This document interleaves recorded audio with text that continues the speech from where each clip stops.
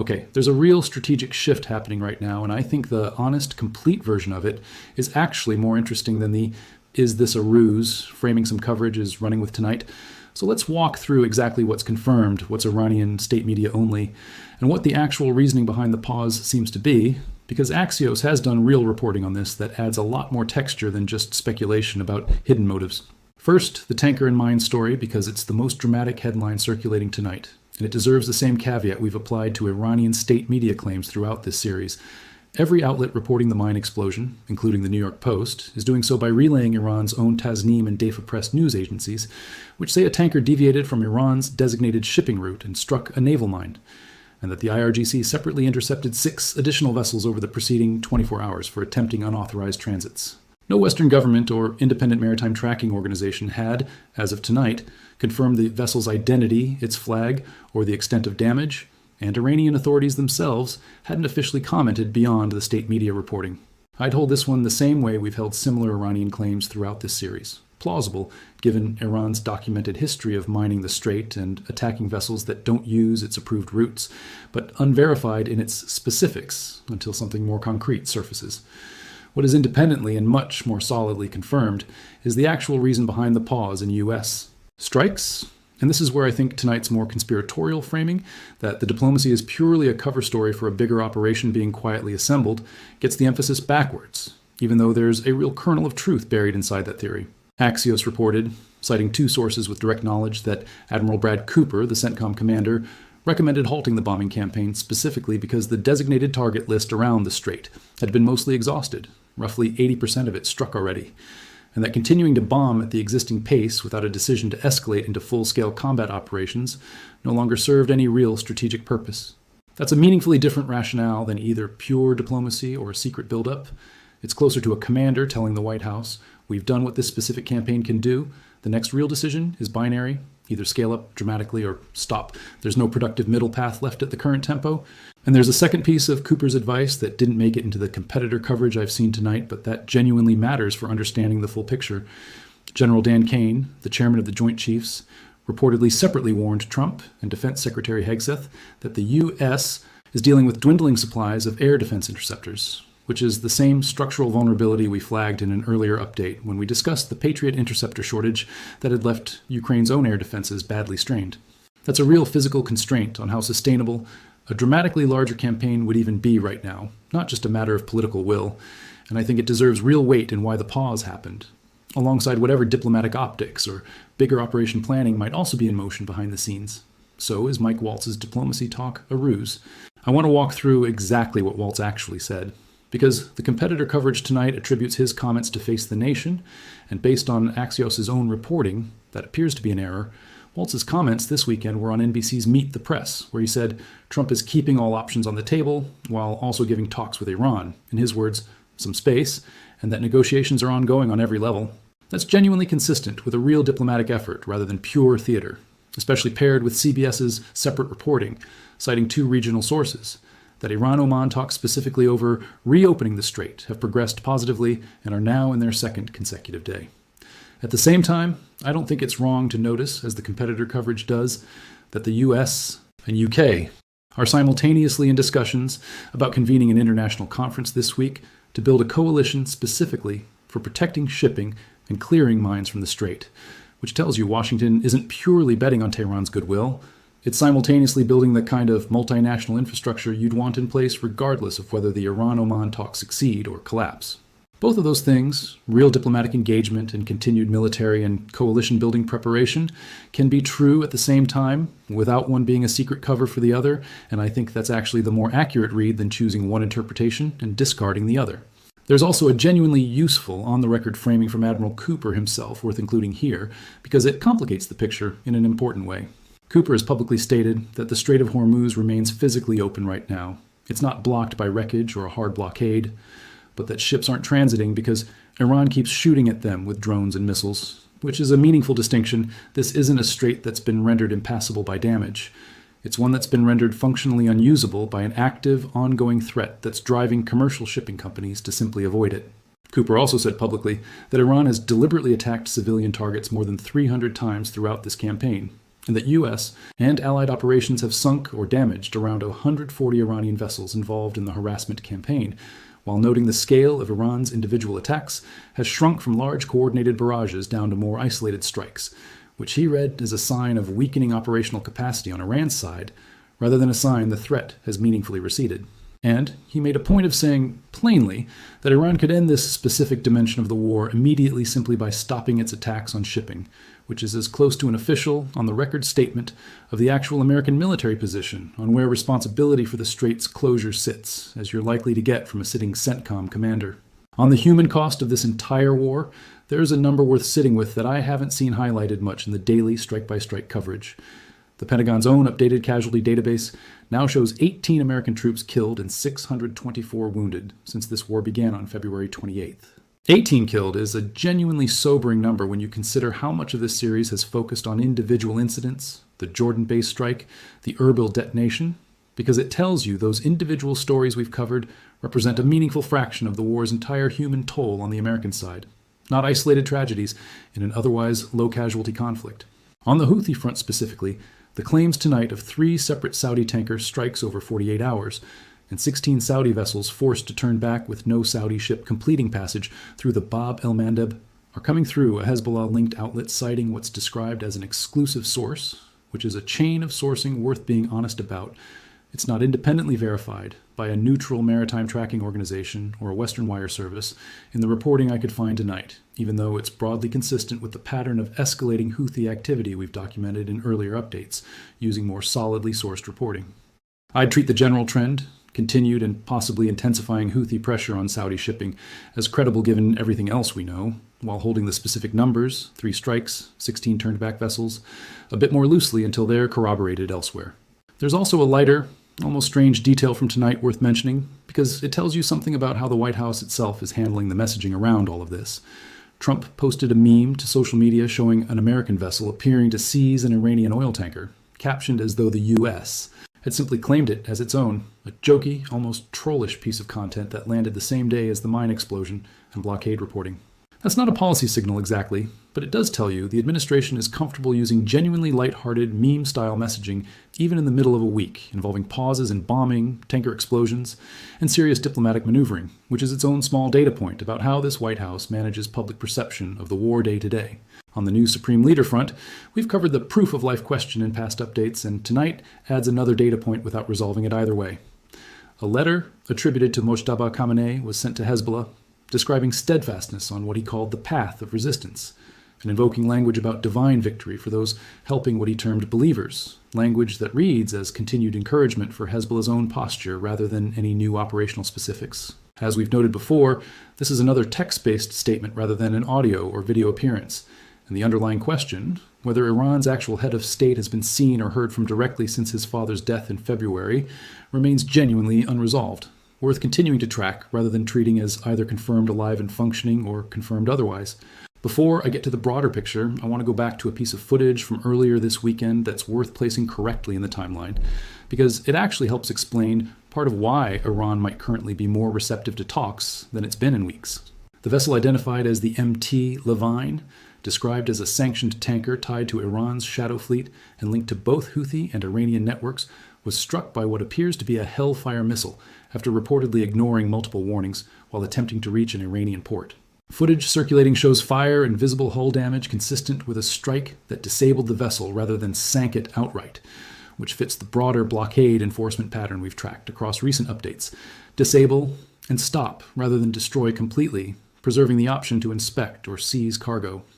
That strike happened before the current pause began, and I think it's worth remembering as part of the 2 weeks of pressure Admiral Cooper says exhausted the designated target list, because incidents like the Levine are exactly the kind of shadow fleet enforcement action that, cumulatively, likely contributed to Iran's own calculation that engaging seriously with Oman on strait access might now be worth more than continuing to test the blockade.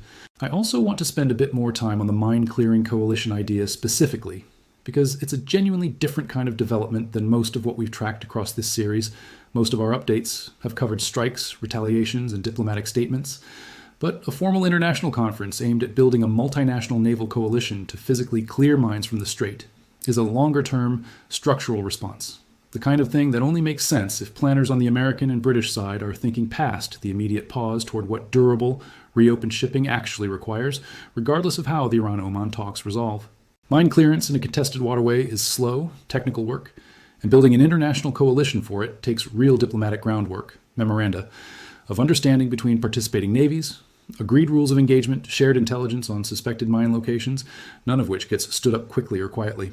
The fact that this is reportedly already an active discussion tells you at least part of the U.S. and U.K. planning apparatus is operating on a timeline that assumes mines will remain a real hazard in the Strait for a while yet, functioning talks or not.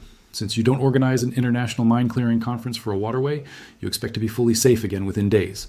That's worth sitting next to the more optimistic diplomatic framing from CBS and Waltz, because it suggests even the most hopeful read of tonight's news still involves a genuinely damaged mined waterway that's going to take real, sustained multinational effort to fully restore not just a ceasefire announcement and a return to normal shipping traffic within a news cycle or two.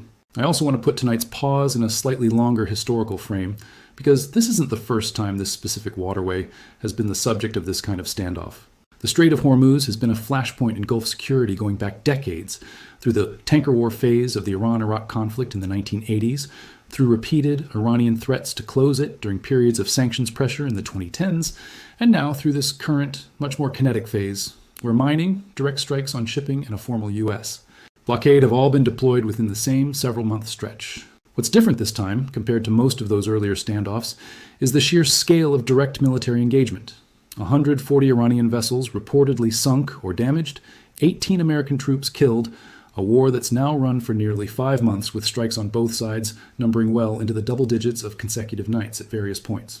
That scale is part of why a pause like tonight's carries real weight rather than being just another routine lull, because it's happening inside a conflict that's already proven itself willing to escalate dramatically and repeatedly, rather than settle into a stable, low-intensity standoff the way some earlier Hormuz crises eventually did.